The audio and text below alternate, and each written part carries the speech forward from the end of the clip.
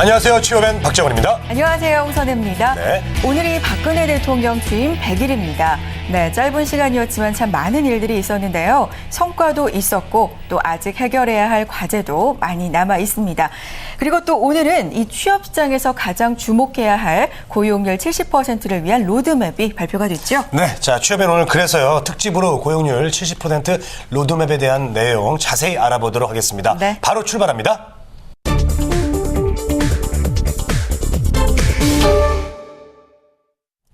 네, 박근혜 대통령은 이 일자리가 국민 삶의 기반이자 행복의 전제 조건이라고 여러 차례 강조를 했죠. 그리고 정부의 최우선 목표도 고용률 70% 달성임을 여러 차례 강조를 했습니다. 자, 그래서 오늘은요, 관계부처가 고용률 70% 달성을 위한 로드맵을 발표를 했는데요. 오늘 이 내용 자세하게 알아보겠습니다. 네, 오늘 발표된 고용률 70% 로드맵 어떤 내용이 담겨 있는지 자세히 알아보도록 하겠습니다. 자, 이지연 캐스터. 네, 취업은의 이지연입니다. 90년대 이후 고용 없는 성장이 지속되고 성장률마저 점차 하락을 하면서 고용률은 10년째 63%에서 64%대를 벗어나지 못하고 있는 상황입니다. 이 향후에도 경제 전망이 불투명한 상황에서 고용률 70% 달성, 이 위해서는 현재 고용 창출의 패러다임의 혁신이 필요한 상황인데요. 이를 개선하기 위해서 고용률 70% 로드맵이 발표가 됐습니다. 지금부터 주요 내용 함께 살펴봅니다. 네, 고용률 70%를 향한 정부 로드맵 첫 번째 아젠다, 창조경제를 통한 일자리 창출 내용부터 살펴보도록 하겠습니다. 국민의 창의성과 ICT 과학기술을 기반으로 창조경제를 활성화해서 창업과 창직을 활발히 하고 중소기업과 서비스업 분야의 새로운 일자리를 창출한다라는 내용입니다. 네, 계속해서 고용률 70% 로드맵 두 번째 아젠다 살펴보죠. 일하는 방식과 근로시간 개혁 내용을 살펴보도록 하겠습니다. 장시간 근로를 해소하고 양질의 시간제 일자리 등 유연한 근로 문화를 도입을 해서 일하는 방식을 획기적으로 개선하고 일과 가정 이 두 가지를 양립하도록 문화를 확산시키겠다라는 내용입니다. 네, 계속해서 세 번째 아젠다로 넘어가 보죠. 고용률 70% 달성을 위한 세 번째 아젠다, 여성과 청년 등 비경제 활성 인구의 이 고용 가능성 제고 내용을 살펴보도록 할 텐데요. 여성과 청년, 중장년층이 다 함께 노동시장에 참여해서 일할 수 있도록 걸림돌을 제거하고 대상별로 특화 프로그램을 적극 지원하겠다라는 내용입니다.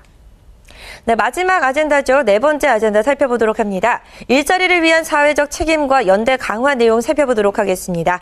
근로 형태에 따른 차별을 해소하고 특수 형태 업무 종사자에 대한 지원을 강화하는 등 일자리의 질도 올린다라는 내용인데요. 모두 4개의 아젠다 살펴봤는데 좀 더 자세한 내용 스튜디오에서 살펴보도록 하겠습니다. 네, 오늘 그 고용률 70% 달성 로드맵 관련해서 저희들이 이야기를 나누고 있습니다. 자, 좀 더 자세한 이야기를 나누기 위해서 숙명여대 권순원 교수님이 나와 계십니다. 어서 오십시오. 어서 오세요. 예, 안녕하십니까. 네, 반갑습니다. 예. 그리고요, 오늘도 변함없이 한국경제TV의 박준식 그리고 이지수 기자와 함께하겠습니다. 어서 오세요. 네, 어서 오십시오. 반갑습니다. 자, 오늘요, 이 고용률 70%를 위한 달성을 위한 로드맵이 발표가 됐는데요. 박준식 기자가 정리를 한번 해주시죠. 네, 정부 오늘 상당히 의미 있는 발표를 했습니다. 고용률 70% 달성을 위한 로드맵 드디어 나왔습니다. 이 로드맵을 발표를 하면서 정부는 이런 표현을 했습니다. 일하고 싶으면 누구나 일할 수 있는 국민 행복 시대를 열겠다. 요 몇 단어 안 되는 거 내용 안에 모든 게 다 담겨져 있습니다. 일을 하고 싶어 하는 욕구는 뭐 나이라든지 성별, 지역, 어떤 조건에 관계없이 국민 누구나 원하는 바입니다. 그리고 그렇게 일을 해야지 진정한 국민 행복 시대를 열 수 있다는 것을 정부가 알고 있고 그것을 앞으로 지켜나겠다는 또 하나의 약속을 한 것입니다. 네. 자, 우선 정부가 이제 구상하는 게 저희들은 참 궁금한데요. 네. 기본적인 목표는 어떻게 좀 확정이 됐나요? 네, 간단하게 숫자로 좀 설명을 드리겠습니다. 2017년까지, 그러니까 박근혜 대통령의 임기까지 총 238만 개의 일자리를 창출한다는 계획입니다. 이를 위해서는 연간 47만 6천 개의 일자리가 만들어져야 되는데 구체적인 실천 과제가 131가지입니다. 재원은 모두 6조 원이 투입될 예정이고요. 법률 개정도 필요합니다. 이 서비스 산업 발전법 등 34개의 법률이 제정되거나 개정돼야 되고요. 정부에서 추진하는 근로시간 단축은 200시간입니다. 이 방한한 장관으로부터 직접 이번 로드맵 수료의 배경을 들어보겠습니다. 네. 고용률 70% 로드맵은 기존 고용 창출 시스템, 남성 장시간 근로 제조업 그리고 대기업 중심의 중심축을 여성 창조 경제로 이동시키고 장시간 근로 해소를 통한 일가정, 양립문화 확산과 시간제 등 다양한 형태의 일자리를 창출하며 사회적 연대를 기반으로 노사 정의, 함께하는 일자리 창출의 비전을 담고 있습니다. 자, 박아남 고용노동부 장관의 인터뷰 내용 들어봤습니다. 자, 앞에서도 정리를 잠깐 했었지만 로드맵의 구체적인 내용 하나씩 살펴보겠습니다. 어떤 내용 담겨져 있나요? 네, 정부에서 강조하는 가장 중요한 것은 창조 경제를 바탕으로 한 새로운 일자리 창출입니다. 네네. 앞서 설명을 드렸지만은 로드맵 70% 달성을 위해서는요, 매년 47만 개 이상의 일자리를 만들어야 되는데 새로운 일자리를 만드는 게 결코 쉬운 일이 아닙니다. 결국 마른 걸레를 짜기보다도 새로운 우물을 판다는 개념으로 이해를 하는 게 좋을 것 같고요. 그리고 그 우물은 국민의 창의성과 이 ICT 산업에서 찾는다는 것입니다. 구체적으로 이 전략을 살펴보면은 이 창업과 창직에 대한 지원을 앞으로도 계속 확대를 하게 되고요. 중소기업과 관련 서비스 분야의 어떤 지원도 계속 늘리기로 했습니다. 네. 먼저 이 창업 관련돼서 이 중소기업 창업이 상당히 중요한데 기존에는 어떤 뭐 융자라든지 아니면 대출 중심이었었는데 앞으로는 그런 것보다는 이 투자 중심으로 앞으로 이제 금융 시스템이 이제 개편이 되게 되고요. 또 5월 중순경에 발표가 됐지만은 이 벤처 창업 자금 생태계의 어떤 선순환, 그러니까 벤처 투자를 좀 더 활성화를 해서 관련 분야에 자금이 많이 흘러 들어가고 이를 통해서 일자리를 많이 만들겠다라는 그런 기본 계획은 발표가 된 바 있습니다. 이 창직이라는 부분도 상당히 중요한데요. 이 창직이라는 것은 말 그대로 창조적인 직업입니다. 국민들이라든지 구직자들, 이 젊은이들의 상당한 아이디어를 단순히 아이디어가 아니고 새로운 사업으로 연결을 해서 이를 통해서 또 새로운 일자리를 만드는 것이 정부가 생각하는 새로운 일자리 창출의 중요한 아젠다라고 할 수가 있습니다. 네. 자, 이지수 기자도 로드맵의 구체적인 내용 짚어주시죠. 네, 일자리를 만드는 기업에 대한 지원도 굉장히 중요하게 정책에 담겼습니다. 우선은 중소기업에 대한 지원책인데요. 현재 중소기업에 대한 지원이 그 유산 중복 지원 제도가 있었다. 그렇기 때문에 이것을 통합해서 고용 창출형으로 개편해야 된다는 내용입니다.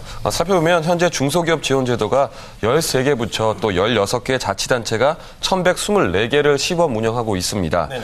여러 부처에서 주관하다 보니까 정책의 효율성이 떨어진다는 지적이 나오고 있는데요. 이 제도를 정리를 해서 지원의 효율성을 높인다는 계획입니다. 이를 위해서 2014년부터 중소기업 예산 사전 분석 및 조정 제도도 함께 실시할 예정인데요. 이와 함께 중견기업의 R&D도 대폭 확대할 예정입니다. 네. 예, 이와 함께 이 박근혜 정부에서 처음에 출범하자마자 가장 강조했던 게 이 중소기업을 중견기업으로 육성시키는 것입니다. 예, 중소기업이 시간만 지난다고 중견기업으로 되는 건 아니고요. 어떤 정부의 정책적인 지원이 반드시 필요한 부분이고 중소기업에서 중견기업으로 성장을 하게 되면은 매출이라든지 아니면 수익성도 높아지지만은 그만큼 더 많은 인력을 채용할 수가 있기 때문에 일자리 창출에 적지 않은 효과를 발휘할 것으로 기대가 되고 있습니다. 네. 자, 교수님, 어떤 곳이든지 이제 창조라는 아이디어가 참 중요하잖아요. 예, 이 기존에 또 없던 일자리를 또 만들어야 되니까 말이죠. 예. 예. 뭐 정부가 발표한 그 일자리 정책 가운데 창조 경제에 기반한 일자리 정책은 크게 뭐 아까 기자님께서 말씀하셨다시피 한 3가지 정도로 요약될 수 있는데 창의성, ICT 이것의 산업화 이것을 통한 일자리 창출, 그다음에 창조 경제에 기반해서 뭐 창직과 이직을 또 활성화하고 그다음에 중소기업을 활성화하고 하는 정책들이 그 포함이 됐는데요. 이와 관련된 정책들은 이름의 차이는 있지만 과거에도 유사한 방식으로 논의가 됐던 것이라고 생각을 합니다. 다만 이제 이게 실행 가능한 전략으로 이게 이제 만들어져야 되는데 그러기 위해서는 몇 가지 좀 짚어봐야 할 문제들이 있다고 보고요. 우선 그 창조 경제 활성화를 위한 인프라 구축이 시급하다고 봅니다. 우리나라 이 창업 시장 가운데 이제 가장 큰 문제가 뭐냐면 네. 우리나라 이 창업을 원하는 우리나라의 대부분의 사람들이 자신의 이 돈을 가지고 합니다. 그러니까 그렇죠. 본인 돈을 가지고 하기 때문에 네.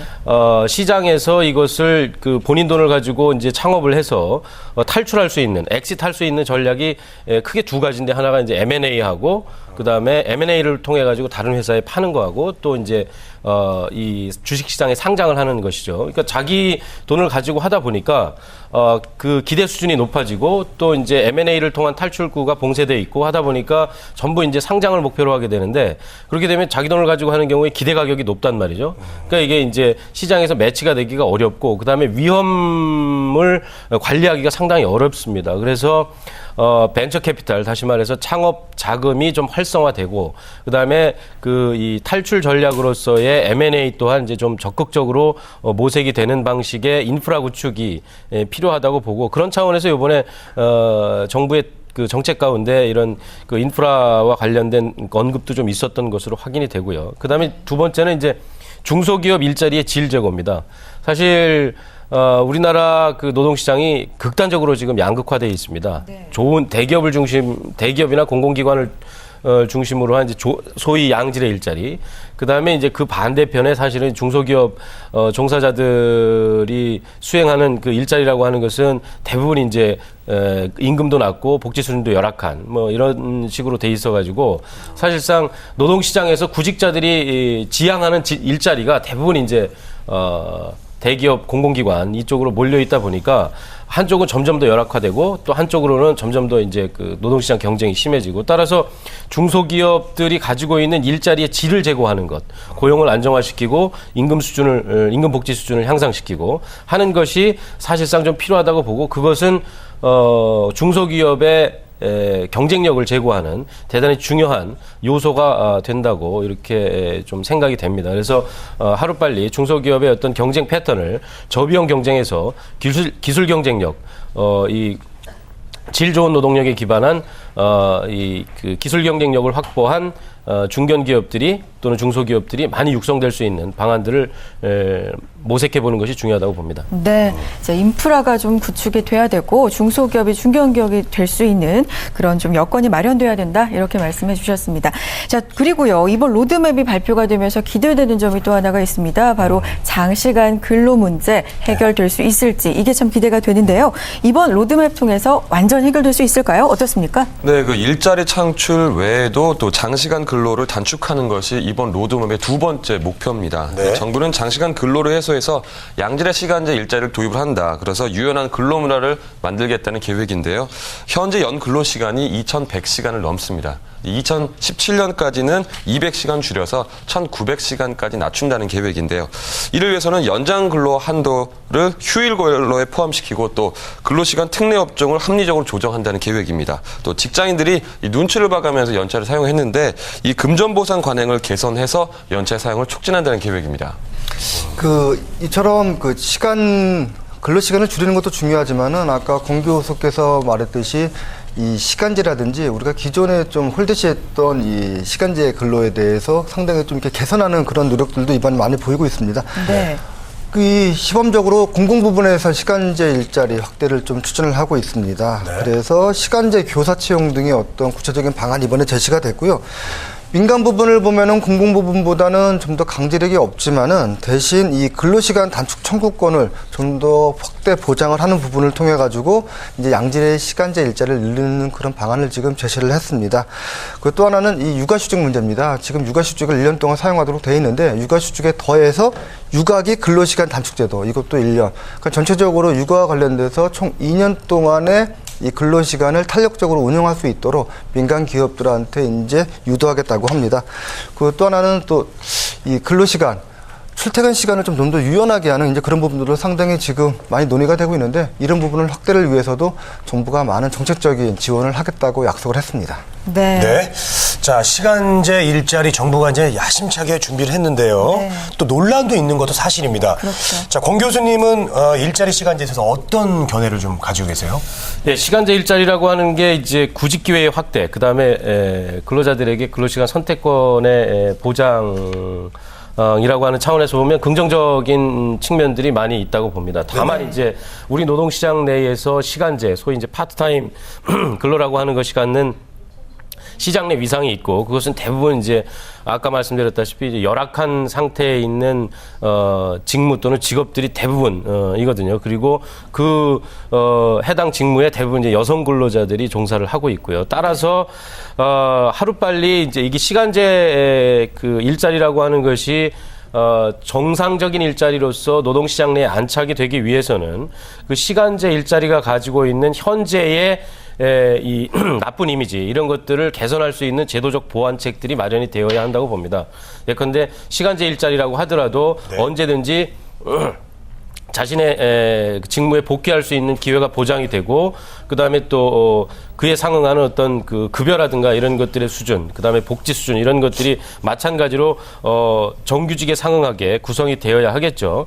그 다음에 성공을 위한 관건은 또 이렇습니다. 그 시간제 일자리가 활성화될 수 있는 산업이나 업종이 따로 있다고 봅니다. 저 개인적으로는 이게 성공적으로 안착이 되기 위해서는 예를 들면 기업 특수적 숙련이나 기술들이 필요한 또 이런 이 직무들이 있거든요. 이런 데는 사실상 시간제 일자리가 진입하기가 상당히 어렵습니다. 따라서 시간제 일자리가 정부가 기획하는 대로 노동시장 차원에서 기여도를 높이기 위해서는 이 고용률과 관련된 기여도를 높이기 위해서는 업종별, 산업별로 좀 철저한 조사를 통해서 시간제 일자리가 적절하게 공급이 돼서 그 안에서 기능적으로 역할을 할 수 있는 업종 이런 것들을 예컨대 서비스 업종이라든지 뭐 공공부문이라든지 또 학교라든지 이런 것들을 좀 면밀하게 조사를 해서 실제 실행 가능한 프로그램들을 만드는 것, 그 다음에 시간제 일자리의 질을 높이는 것, 이런 것들이 시간제 일자리의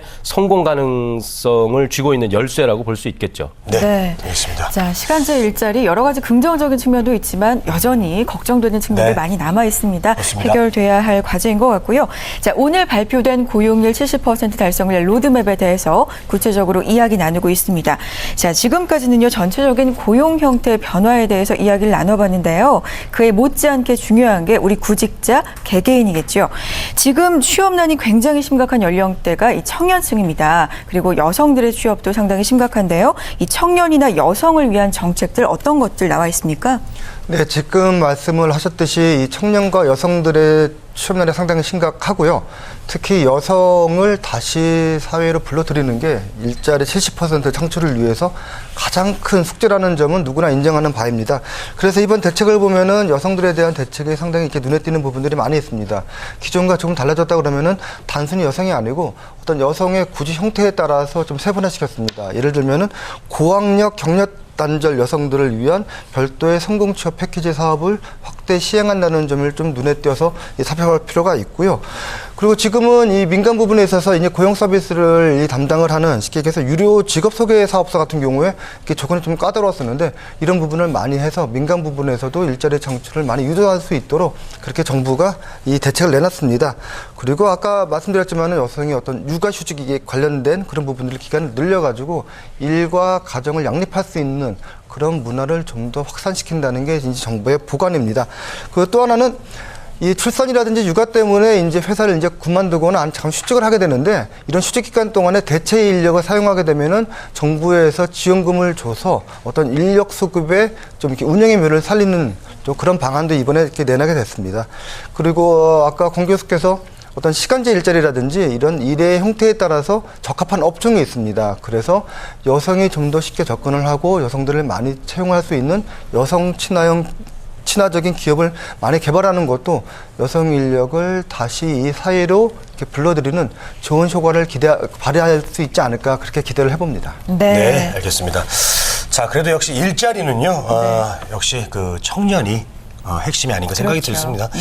자, 청년 실업에 대한 대책이 좀 필요하다고 보는데 어떻게 생각하세요? 맞습니다. 여성에 대한 일자리 창출뿐만 아니라 이 청년의 일자리 창출도 굉장히 중요한 부분인데요. 정부는 정책적으로 이 부분에 대해서 목표를 설정을 하고 실행할 계획입니다. 근데 청년들은 새 정부가 들어선 지가 100일이 됐는데 아직까지는 딱히 일자리가 크게 늘었다 아니면 정책이 좋아졌다라는 느낌을 받지 못하는 것으로 나타났습니다. 그래서 더더욱 이번 로드맵에 더는 기대가 클 수밖에 없는데요. 이 100일, 지난 100일을 청년들이 어떻게 평가하고 있는지 제가 직접 만나보고 왔습니다. 네. 어른들이 느끼는 그런 취업 정책이랑 또 그리고 우리 그 학생이 느끼는 취업 그 정책이랑은 전혀 이렇게 피부에 와닿는 게 다르니까 좀 더 이렇게 실질적이고 좀 더 이렇게 피부에 와닿을 수 있는 정책 같은 거를 좀 더 많이 이렇게 해주셨으면 좋겠어요. 취업에 필요한 거 스펙 쌓기? 이런 거? 그냥 좀 공짜로 좀 해줬으면 좋겠어요. 돈 내고 하는 거 말고 좀 이건 무료로 이렇게 애들 공부할 수 있게 해줬으면 좋겠어요. 토익이나 자격증 따야 될 건 너무 많은데 지원은 없고 혜택을 받을 수 있는 곳이 없어서 자격증이나 이런 거 딸 때 다 보통 자비나 부모님 도움 없이는 힘드니까 학교에서 그런 거 연계해서 지원 좀 해줬으면. 자, 청년들의 말 정말 생생하게 네. 이 현장에서 들을 수 있는 발언이 아니었나 이런 생각이 드는데요. 이분들의 말 공통적인 부분을 살펴보면 이 실질적으로 피부로 와닿는 그런 도움이 느껴지지 않는다 이건 것 같아요. 맞아요. 이 부분에 대해서 좀 대책이 필요하지 않을까요? 그렇습니다. 그 학생들은 사실은 이제 취업을 하는 데 있어서 스펙 쌓기 등 그분에 대한 정부의 지원이 부족하다 이렇게 얘기를 하고 있는데 정부의 대책은 이렇습니다. 이런 학생들이 그런 스펙이나 뭐 이런 거에 몰두하기보다 더 일찍 그 시장에 진입할 수 있도록 돕겠다는 계획인데요. 이 청년의 인구 감소 추세를 고려한 결정입니다. 이 조기 노동 시장에 진입할 수 있는 각종 프로그램을 가동하기로 했습니다. 이 한국형 도제제도인 일학습 듀얼 시스템. 그 말하자면 현장 훈련과 이론 강의를 함께 한다는 내용인데요. 이래서 이게 학업과 직업을 병행할 수 있도록 한다는 계획입니다. 또 이외에도요, 근로장학금과 중소기업 그 희망사들의 장학금도 확대가 되고 또 청년과 중소기업 간의 인력 미스매치 구조도 범정부 TF를 가동해서 정책을 좀 효율적으로 실행하겠다는 계획입니다. 이 TF에서는 고용환경 개선 지원금, 또 청년 대상의 통합 중소기업 취업 정보 시스템의 구축, 지역별 공동 인력 관리 체제 구축 등이 집중적으로 논의될 예정입니다. 여기서 네. 또 하나 좀 중요하게 살펴볼 게 네. 청년들의 실업난 심각하고 청년 취업 대책이 중요한데 또 하나 또 중요한 거는 여성도 있지만은 사실은 이 중고령자, 이 네네. 장년층에 대한 어떤 취업 문제가 상당히 중요합니다. 네네. 특히 최근 들어서 고령자 취업에 대해서 논의를 할 때 사회적으로 논란이 되고 있는 부분들이 이게 자칫 그 세대 간의 일자리 경쟁으로 이게 좀 확산되는 거 아니냐, 이제 그런 식의 좀 우려가 되고 있는데요. 이런 부분에 대해서 정부가 좀 감안을 해서 여러 가지 대책을 좀 내는 것 같습니다. 이번 대책을 보면은 지금 정년 연장이라는 부분들이 이제 국회에서 통과가 돼 있는데 그래서 그 임금 피크제라 그러죠. 예. 알겠습니다. 예. 네, 말씀하세요. 예. 그래서 이게 정년 연장과 관련된 어떤 임금 조정에 대한 시스템을 구축하는 쪽에 이번에 그 로드맵 70% 이 달성에 상당히 좀 의미를 둔 것 같고요. 그리고 또 한 가지 좀 이렇게 눈에 띄는 부분들은 이 고령 인구들, 이 귀농이라고 저는 이렇게 좀 표현을 하고 싶은데 네. 이 본인이 갖고 있는 능력이라든지 경험을 오히려 농촌 쪽에서 발휘할 수 있는 그런 기반을 마련하는 이런 대책을 내놨다는 점도 이번 로드맵에서 볼 수 있는 중요한 대목입니다. 네. 자, 여성과 청년 그리고 중장년층에 대한 지원 정책이 나왔습니다. 네. 자, 이제 맞춤형 정책인데요. 이게 얼마나 좀 효과를 거둘 수 있을지 권순우 교수님 궁금합니다. 네, 그 어쨌든 고용률 70% 달성을 위해서는 노동시장 내에 뭐 취약계층이라고 할 수 있겠죠. 뭐 영어로 표현하면 이게 우리가 이제 뭐 마이너리티다 노동시장 내 이렇게 표현을 하는데 네. 여성 그다음에 청년 중장년층 이 부문들에 대한 정책이 상당히 좀 핵심적인 정책이 되어야 하지 않을까 봅니다. 그 가운데 몇 가지 좀 짚어볼 만한 정책들이 있다고 보는데 그 여성들의 노동시장 고용 활성화를 위해서 육아휴직하고 직장 보육 서비스 확대 강화 이런 것들은 이번에 나온 정책들 가운데 상당히 의미 있는 좀 진전이라고 보고요. 네. 뭐 해외 사례로 들자면 예컨대 핀란드 같은 경우에는 출산 후에 9개월 동안 유급 휴가를 줍니다. 그러니까 우리는 지금 뭐 3개월 할 수 있지만 3배 가까이 이제 주고 있는데 어찌됐든 이것이 노동시장 문제도 있고 또 출산율하고도 연계되는 문제이기 때문에 요 육아휴직의 확대라고 하는 것은 대단히 좀 의미 있는 정책이라고 보고요. 그다음에 이제 청년 취업 활성화를 위한 정책으로 몇 가지 이제 제안된 것 가운데 뭐 장학금 확대도 있고 그다음에 여러 가지 이제 뭐 취업 관련 지원 활동들도 있습니다. 아까 우리 인터뷰할 때 말씀하셨던 이제 학생이 언급했다시피 사실상 청년들이 가지고 있는 가장 큰 고민 중에 하나는 어떤 그 스펙을 쌓아야 구직 기회가 이 높아질지에 대한 이런 고민들이거든요, 사실. 네. 그러다 보니까 자신들이 합리적 기대를 할 수 없고 정보에 대한 어떤 그 불명확성이 있다 보니까 무리하게 시간과 돈을 들여가지고 이제 스펙 쌓기에 몰입을 하는 것이죠. 네. 해외 연수도 가고 무슨 뭐 어학 점수도 올리고 그것이 사실상 구직 활동을 하는데 얼마만큼 기여를 할지도 모르는 상태에서 어쨌든 투자를 해 온다는 얘기죠. 이런 사실상 그 대학에 재직하는 입장에서 보면 이런 투자 방식들은 사회적 차원에서도 그렇고 개인적 차원에서도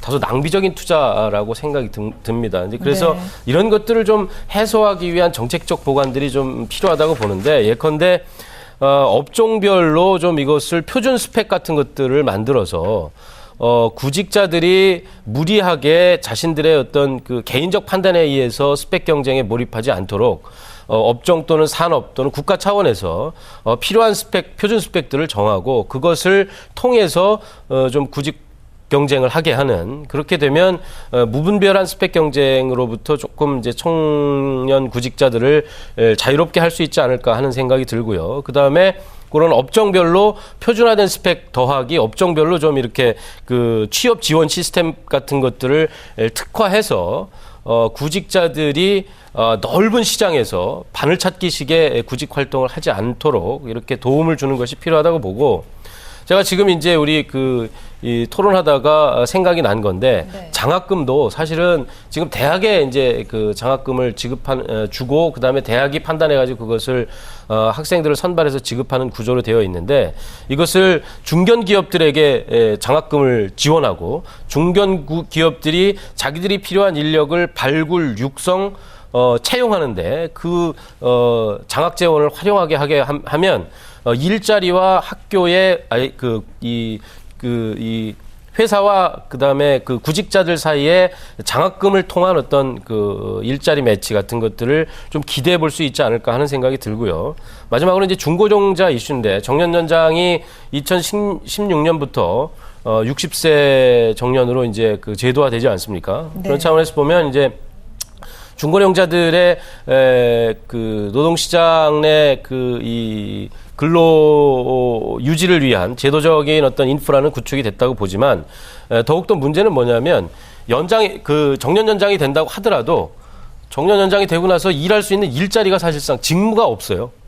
특히 사무직들 같은 경우에는 뭐 임원 연령 대부분 이제 50대 중반이 넘어가면 이렇게 되는데, 사실상 연장 정년을 해서 그동안에 수행할 수 있는 직무가 없기 때문에 사실상 후선 배치를 한다든가 아니면은 대기 발령을 한다든가 이런 형태로 지금 운영이 되는 경우가 대부분이거든요. 따라서 중고령 근로자들이 연장된 정년 기간 동안에 수행할 수 있는 적절한 직무들을 기업별, 업종별, 산업별로 개발하고 그것을 통해 가지고 정년 연장의 실질적인 어떤 그 이행을 촉진하는 이런 정책들이 좀 필요하다고 생각이 들고, 중고령 노동시장 이런 그 활성화를 위한 정부의 별도 대책이 좀 필요하지 않은가 하는 생각하고 있습니다. 네, 알겠습니다.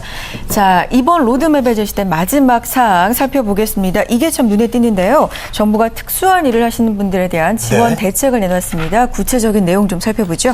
네, 그동안 상대적으로 그 외면시됐던 직업들인데요. 그 택배와 레미콘 기사, 학습지 교사 등 특수 형태 업무 종사자에 대한 지원 강화도 눈여겨볼 대목입니다. 이 정부는 징벌적인 금전 보상 제도를 도입한다는 계획인데요. 사업주가 어떤 잘못을 했을 경우에는 그 근로자에게 경제적으로 보상을 하겠다, 그렇게 하겠다는 계획인데, 기간제법과 파견법을 개정한다는 게 목표입니다. 또 공공기관의 그 상시 지속 업무에 대한 정규직 전환 등을 해서 다른 그 민간도 이런 제도들이 확대될 수 있도록 하겠다는 계획인데요. 특히 특수형태 업무 종사자에 대한 고용보험을 적용을 검토를 하겠다, 그런 계획입니다. 또 산재보험 적용 확대를 포함한 종합적 보호 방안도 조속히 마련할 예정입니다. 네. 자, 일단 고용률 70%를 위한 로드맵 작성됐습니다. 작성된 것까지는 참 좋은데, 자, 알아서 돌아가는 건 아니겠죠. 이게 실천이 참 잘 돼야 될 텐데 어떻게 후속 조치가 진행이 될까요? 네, 확정된 로드맵은 이후 연차별 계획 방식으로 운영이 됩니다. 또 추진 사항은 국무조정실에서 정기적으로 점검하게 되는데요. 1년에 한 번씩은 각 경제 주체가 모두 참여하는 국민행보 일자리 회의에서 매년 그 성과와 추가 과제 등을 보고하게 됐습니다. 또 모든 부처별 추진 사항도 공개가 되는데, 고용률 70% 온라인 현황판을 통해서 국민들에게 상시적으로 공개가 됩니다. 네, 고용률 70% 달성을 위한 로드맵, 네. 오늘 발표된 따끈따끈한 내용 지금까지 자세하게 살펴봤는데요. 자, 정부의 로드맵이 실행되면 어떤 기대 효과가 있을지 또 준비를 해봤습니다. 이지연 캐스터가 그 내용 자세히 전해드립니다. 네, 고용률 70% 로드맵이 잘 시행됐을 때 어떤 효과들이 기대되는지도 살펴보도록 하겠습니다. 우선 2013년에서 2014년 올해와 내년에 집중이 되어 있는 정책 인프라와 법 그리고 제도 구축이 차질 없이 진행될 경우에는 2015년 이후부터 고용 창출 효과가 가시화될 것으로 기대가 되고 있습니다. 또한 여성이 중심이 돼서 고용률 증가를 이끌 것으로 보여지는데요. 경력 단절 여성들의 재취업을 중심으로 모든 연령대에서 고용률 증가를 견인하게 되겠고요. 여성의 경우에는 고용률이 53.5%에서 61.9%로 약 8.4%포인트 상승 가능하리라 예상이 되고 있습니다. 중년 여성의 경우에는 고용률이 9.9%포인트 증가할 것으로 예상이 되고 있고요. 청년층의 고용률 또한 남녀 모두 7%포인트 이상의 큰 폭의 고용률 증가가 예상되고 있습니다. 또 장년층 역시 4.8%포인트 고용률이 상승 가능하리라 예상이 되고 있고요. 이번에 로드맵으로 인해서 신규 창출되는 238만 개의 일자리 가운데 문화와 과학기술, 보건복지 등 창조 서비스 분야에서 163만 개의 일자리가 창출될 것으로 기대되고 있고요.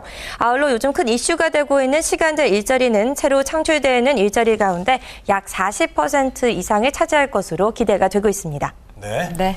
자, 고용률 70% 로드맵이 실행될 경우에 기대 효과를 좀 살펴봤습니다. 네. 이런 효과가 이제 가능해지기 위해서는 정부도 이제 기업도 많은 노력이 필요할 것 같은데요.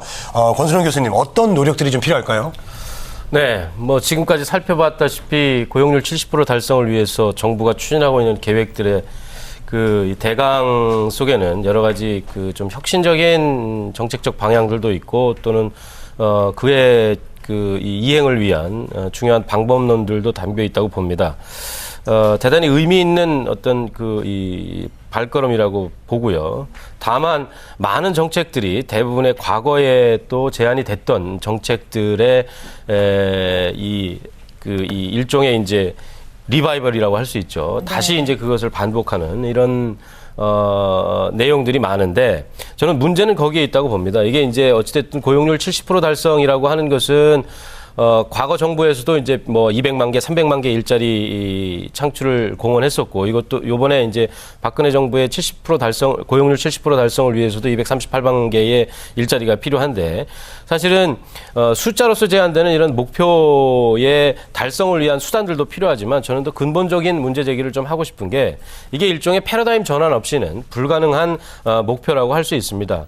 지금까지 그 우리의 이 경제 모델은 1가구 1소득자 모델. 다시 말해서 한 집안에 한 사람의 경제 활동 이 자가 그 한 가구를 부양하는 이런 시스템이었단 말이죠. 이제 그렇게 되다 보니까 상대적으로 노동시장에서 고용률이라고 하는 것은 이 다른 나라들에 비해서 낮을 수밖에 없었죠. 이제 고용률 70% 가자라고 하는 것은 1가구 다소득자 모델. 다시 말해서 한 가구에 여러 명의 경제활동 인구가 존재해야 한다고 하는 것 이것이 사실은 필요하고요. 그러기 위해서는 가구 내에서도 한 사람이 일자리를 독점하는 것이 아니고 일자리를 나누고 노동시간을 나누고 하는 것이 필요하다는 얘기죠. 그래서 또한 아울러서 가구 내에 어떤 가구 성원으로서의 역할도 재배분해야 되는 것들이 있고요.